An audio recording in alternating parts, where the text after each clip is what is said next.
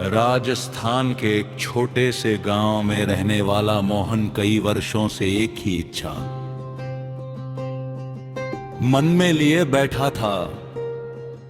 मंडफिया धाम में सांवरिया सेठ के दर्शन। आर्थिक तंगी और पारिवारिक जिम्मेदारियों के कारण उसकी ये इच्छा बार बार अधूरी रह जाती थी। एक दिन उसने संकल्प लिया कि चाहे जितनी कठिनाई आए, इस बार वह पैदल यात्रा करके सांवरिया सेठ के दरबार अवश्य जाएगा। उसने अपने कंधे पर एक छोटा सा बैग रखा, हाथ में निशान लिया और जय श्री सांवरिया सेठ का जयकारा लगाकर यात्रा शुरू कर दी। रास्ता आसान नहीं था,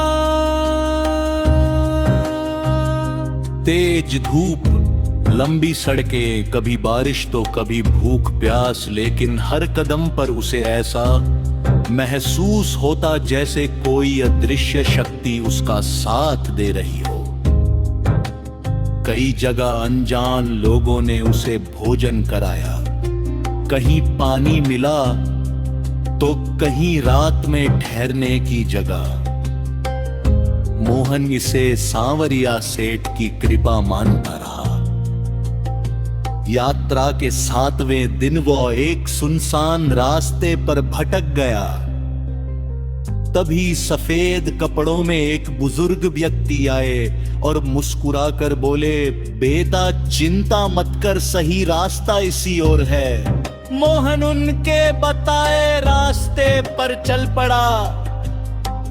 कुछ देर बाद जब उसने पीछे मुड़कर देखा तो वे बुजुर्ग कहीं दिखाई नहीं दिए।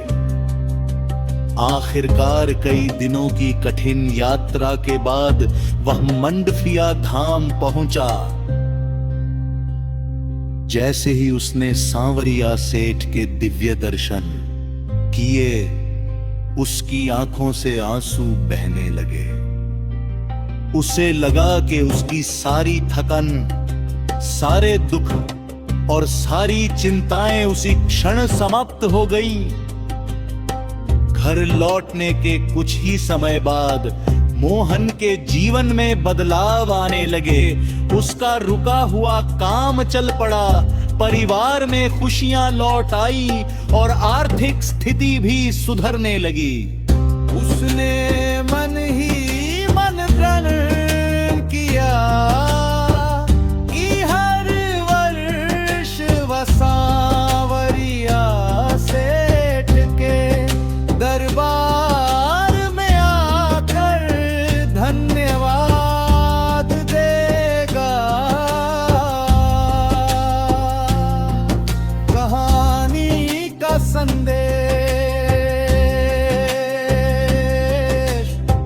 जो भी सच्चे मन, अटूट विश्वास और श्रद्धा के साथ सांवरिया सेठ के दरबार की यात्रा करता है, उसे आत्मिक शांति, साहस और नई आशा अवश्य प्राप्त होती है। श्रद्धा और विश्वास ही सबसे बड़ा चमत्कार है।